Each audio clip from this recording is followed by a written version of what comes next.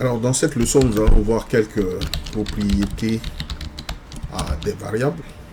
Alors je vais éditer le fichier qu'on avait précédemment créé, que j'ai appelé test variable.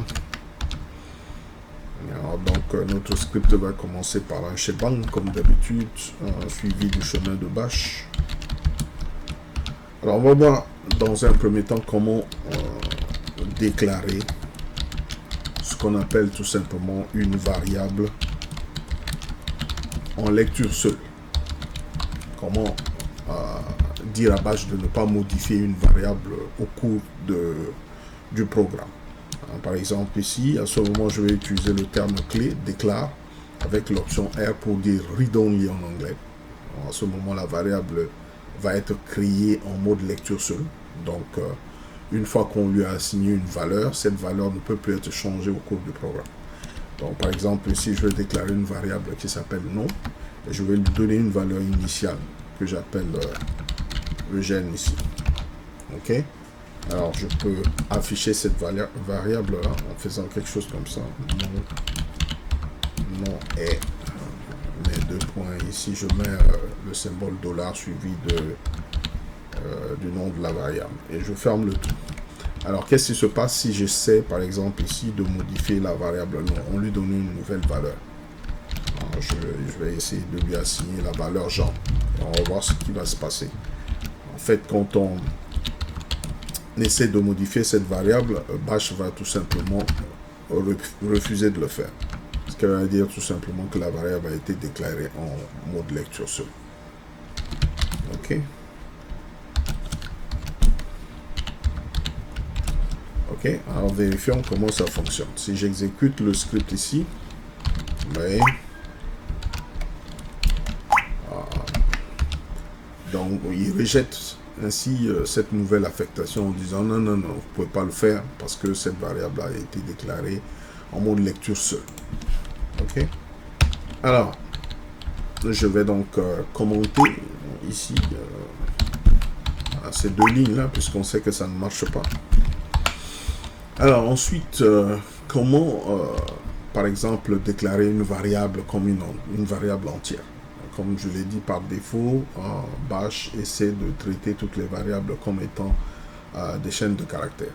Mais on peut spécifier un attribut spécial en disant tout simplement que la variable, c'est une variable qui est seulement destinée à recevoir des entiers. Et on va utiliser déclare également, le terme clé déclare, avec l'option i. C'est pour dire i integer en anglais, entier. Et je peux lui donner un nom. Le nom de la variable, c'est nombre. Donc notez tout simplement que quand vous utilisez le terme clé déclare, vous n'êtes pas obligé de donner une valeur initiale tout de suite pour le faire après. Mais ce qui est là, c'est qu'une fois que vous avez spécifié son attribut en disant que ça c'est une variable entière, toutes les valeurs que vous devez assigner à cette variable dans la suite du programme doivent être une valeur entière seulement. Donc, par exemple, ici, je peux faire nombre égal à, par exemple, 10. Ok, puis ensuite, je vais mettre echo double quote, parce que je dois afficher la valeur de la variable à l'intérieur. Le nombre lu est, et je mets par exemple ici nombre. Voilà. Et maintenant, regardons un tout petit peu qu'est-ce qui se passe si j'essaie de lui affecter une valeur qui n'est pas un nombre. Alors, je vais lui affecter la valeur 1 comme ça. Et on sait que 1, c'est pas un entier. Et si j'essaie d'afficher nombre par la suite, si j'exécute le script, bash va tout simplement rejeter cette affectation-là. Alors, essayons de tester ça pour voir ce que ça donne. Test variable.sh. Donc vous voyez que le nombre lu c'est 10. Et puis quand j'ai fait la valeur, j'ai essayé d'afficher la valeur, il a retourné 0. Il a complètement ignoré la valeur qui avait été assignée qui était de 1. Et par exemple ici, si je lui affecte par exemple une valeur qui est une valeur plutôt flottante, comme les 12.4 par exemple, et j'essaie d'exécuter le script, vous voyez qu'il le rejette en disant que c'est invalide. Il devait normalement avoir une valeur entière et non une valeur flottante. Ok. Voilà, donc ça, je vais le commenter, puisqu'on sait que ça ne fonctionne pas. Ça, c'est ce qu'on appelle tout simplement la déclaration d'une variable entière. Donc, on va faire le commentaire ici. Comment déclarer une variable entière. OK. Alors, regardons maintenant un peu comment on déclare les tableaux. Donc, pour déclarer les tableaux de valeurs avec bash, on va utiliser aussi le terme clé déclare, comme par exemple ici, je peux déclarer un tableau. À ce moment, vous utilisez l'option A. A pour dire en anglais array. Par exemple, je peux dire déclare un tableau de fruits et assigne ses valeurs. Alors, pour déclarer un tableau, vous mettez le nom du tableau égal et vous mettez la liste des éléments du tableau entre parenthèses. Comme par exemple ici, je vais dire banane. Et je mets un espace et je mets orange. Et puis après, je mets, par exemple, quoi, autre chose, mango, quelque chose comme ça. Voilà, la liste de mes fruits. Ok, à ce moment, pour afficher tout le tableau à l'écran, on va juste faire écho, comme ça, suivi du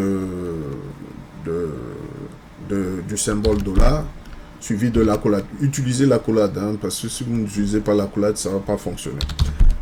Donc ça, c'est la syntaxe. Vous mettez comme ça, fruits. Si vous voulez avoir tous les éléments du tableau affichés à l'écran, vous mettez le symbole arrobase comme ça, entre crochets. Ok? Ça permet d'afficher tous les éléments du tableau. Donc, je vais mettre ici en commentaire pour afficher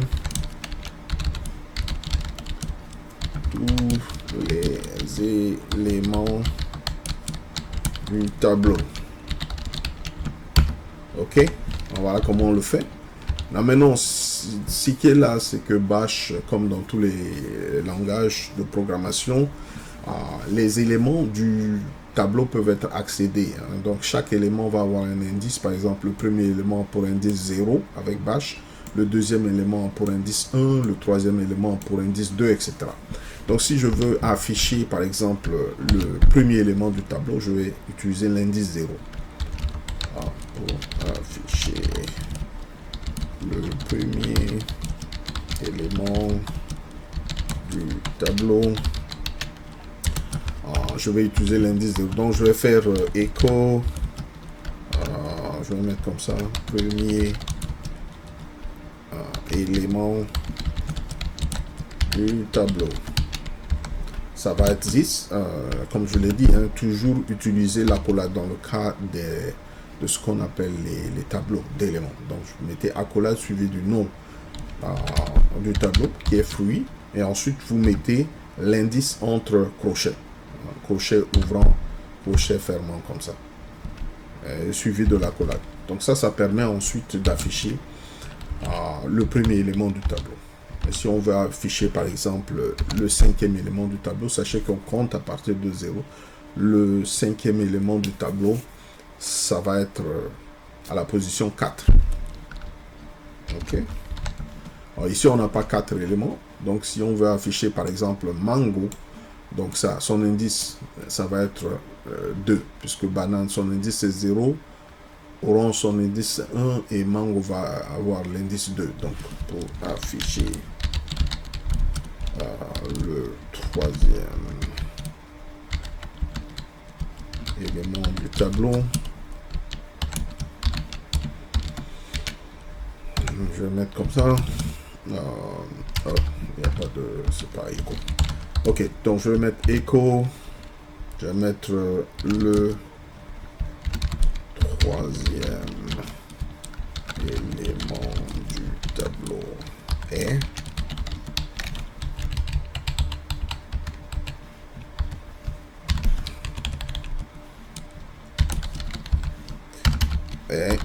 puis je mets ici comme ça. Donc dollar suivi de accolade suivi du nom du tableau, comme ça, suivi de 0. Sorry, 2 qui représente l'indice, en fait l'élément 3 du tableau, puisqu'on compte à partir de 0. Et je vais juste fermer l'accolade ici et fermer les doubles côtes. Et voilà comment on accède, on affiche les différents éléments d'un tableau avec Bash.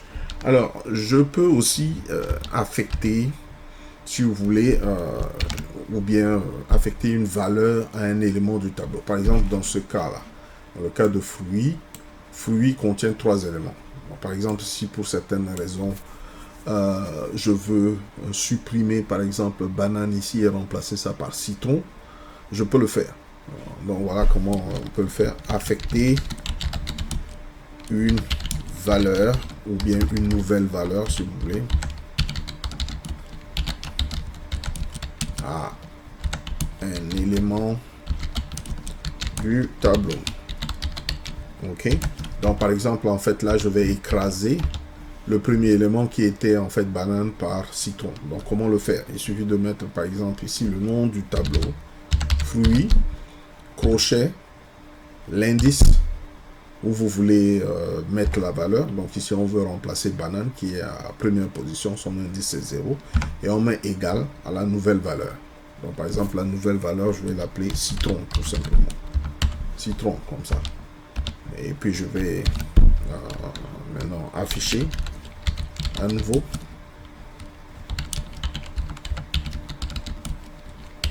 nouvelle valeur du premier élément du tableau. Ok, donc ici je vais juste faire echo symbole dollar. Rappelez-vous, il faut toujours utiliser accolade suivi du nom du tableau et l'indice de l'élément affiché entre crochets comme ça, et on ferme l'accolade. Et voilà, d'accord. On peut mettre ça en double côte aussi, comme on peut ne pas le mettre, ça marche. Ok, alors je vais dire ici, je vais mettre un message I, nouvelle valeur premier élément tableau, comme ça. Ok, so maintenant exécutons le script pour voir ce que ça donne. Alors si j'exécute le script ici, test variable, vous voyez que il me montre ici banane orange. Il a affiché tout le tableau. Le premier élément du tableau c'est banane, le troisième élément du tableau c'est mango, la nouvelle valeur du premier élément du tableau c'est citron, comme on a exactement prévu. Je vous remercie et à la prochaine leçon.